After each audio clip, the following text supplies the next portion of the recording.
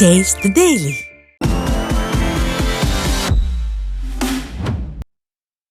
திருச்சி மாவட்டம் துறையூரில் பட்டா பெயர் மாற்றம் செய்ய அரசு அதிகாரிகள் அலைகழிப்பதாக குற்றம் சாட்டி வட்டாட்சியர் அலுவலகம் முன்பு முதியவர் தர்ணா போராட்டத்தில் ஈடுபட்டார். தெற்கு விசுவாம்பாள் சமுத்திரத்தைச் சேர்ந்த சதாசிவம் என்பவர் தனது வீட்டின் பெயரை மாற்ற விண்ணப்பித்த 2 வருடங்கள் ஆகியும் இதுவரை பட்டா பெயர் மாற்றம் செய்யப்படவில்லை.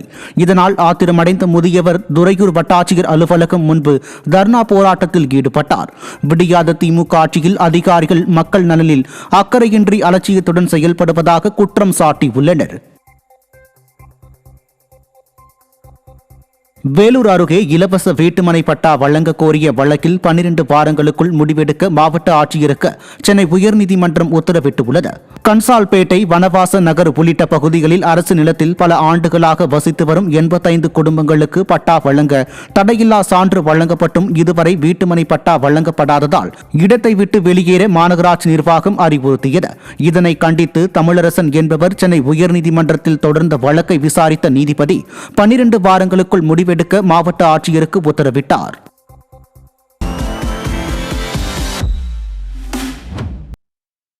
திருவண்ணாமலை மாவட்டம் ஆரணி அருகே புதிய ரேஷன் கார்டு கூட வழங்காமல் முன்னாள் ராணுவ வீரரை அலைகழிக்கும் விடியாத அரசுக்கு கடும் கண்டனம் எழுந்துள்ளது. சிறுமூர் கிராமத்தைச் சேர்ந்த 70 வயதான முன்னாள் ராணுவ வீரர் மணி தனது மனைவியுடன் தனியாக வசிக்கும் நிலையில் கடந்த ஓராண்டாக மின்வாரியத்துறையிடம் மின் இணைப்பு, வருவாய்த்துறையிடம் பட்டா, வட்ட வழங்கல் துறையினரிடம் குடும்ப அட்டை கேட்டும் மனு அளித்து சலித்து போனார். இதில் மேலும் கொடுமையாக முதியவர் மணி அவரின் தாய் தந்தையுடன் கூட்டு குடும்பமாக வசிப்பதாக கூறி அவரது மனுவை விடியாத அரசு தள்ளுபடி செய்த அவலம் அரங்கேறியுள்ளது. என்னுடைய மனுவில் நீ உங்க அப்பா உங்க அம்மாவோட இருக்கிறீங்க, கூட்டு குடும்பமாக்குறீங்க அப்படின்னு சொல்றாங்க. ஆனா எங்க அம்மாவை செத்து 93 செத்தாங்க. எங்க அப்பஞ்சி 2001 செத்தாரு. அது இறப்பு சர்டிஃபிகேட் எங்கிட்ட இருக்குது. இப்படி இருக்கும் நான் எங்க கூட்டு குடும்பத்துல இருக்கிறேன். ராணுவத்துல முன்னாள் படையில் இருந்த ஒரு இது இல்லாம எனக்கு இந்த கதினா மற்றவங்களுக்கு என்ன ஆகும்? தென்காசி மாவட்டம் புளியங்குடி இந்து நாடார் உறவின் முறைப்பள்ளி மாணவர் ஆசிரியரின் தாக்குதலால் தற்கொலைக்கு முயற்சித்தது குறித்து அவரது தாய் ஆட்சியரிடம் புகார் அளித்தார்.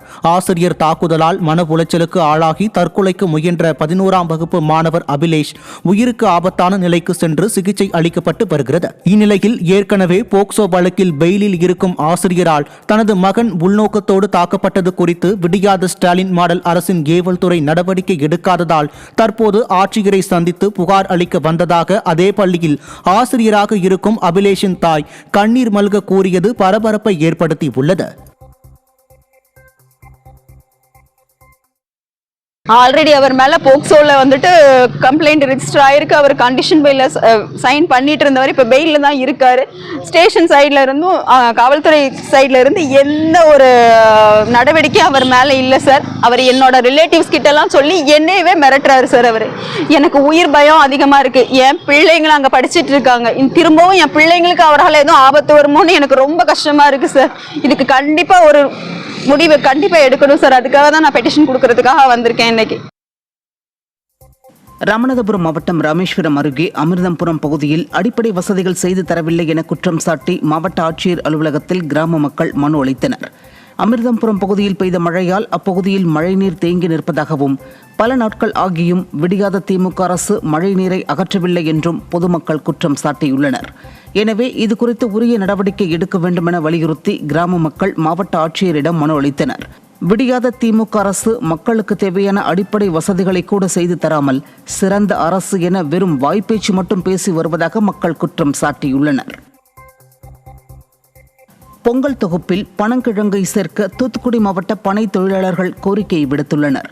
விளத்திக்குளம் அருகே உள்ள புளியங்குளம், முத்துலாபுரம் உள்ளிட்ட பகுதிகளில் பனங்கிழங்கு அறுவடை பணிகள் தீவிரமடைந்துள்ளது. பனை தொழிலாளர்களை ஊக்குவிக்க விடியாத அரசு நடவடிக்கை எடுக்கவில்லை என அப்பகுதி பனை தொழிலாளர்கள் வேதனை தெரிவிக்கின்றனர். எனவே ஆண்டுதோறும் மக்களுக்கு வழங்கும் பொங்கல் தொகுப்பில் பனங்கிழங்கு கட்டு வழங்க வேண்டுமென பனை தொழிலாளர்கள் கோரிக்கையை விடுத்துள்ளனர். பொங்கல் போனஸ் இந்த கரும்பு வெள்ளை இதெல்லாம் கொடுக்கற போது இந்த பனங்கிழங்கையும் சேர்த்து கொடுத்தா இந்த பனைமர தொழிலாளர்களுக்கு ஒரு ஊக்கத்தொகை அமையும்.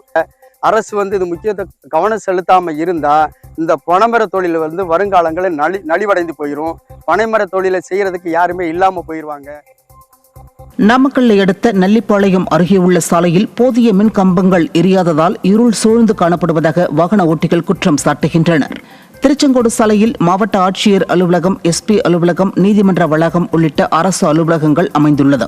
இந்த பகுதிக்கு செல்லும் சாலையில் போதிய மின் கம்பங்கள் இல்லாத சூழலில் இருக்கின்ற மின் கம்பங்களில் மின் விளக்குகள் எரியாததால் இருள் சூழ்ந்து காணப்படுகிறது. இங்கு விஷ ஜந்துக்கள் நடமாட்டம் இருப்பதால் சாலையில் பராமரிப்பின்றி காணப்படும் மின் விளக்குகளை உடனடியாக சீரமைக்க வேண்டுமென விடியாத அரசுக்கு கோரிக்கை எழுந்துள்ளது.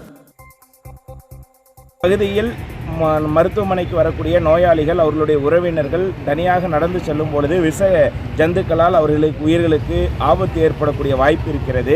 இப்பொழுது ஏராளமான மக்கள் நடமாட்டம் இருக்கிற காரணத்தினால் சமூக விரோதிகளால் அந்த மக்களுக்கு பாதிப்பு ஏற்படக்கூடிய வாய்ப்பும் இருக்கிறது. ஆகவே நல்லிப்பாளையம் காவல் நிலையம் உள்ளிட்ட அந்த பகுதியில் இருக்கக்கூடிய இந்த சூழலில் அந்த பகுதி முழுவதும் மின் விளக்குகள் சாலையினுடைய இருபுறமும் அமைக்க வேண்டும் என்று இந்த நேரத்தில் கேட்டுக்கொள்கிறேன்.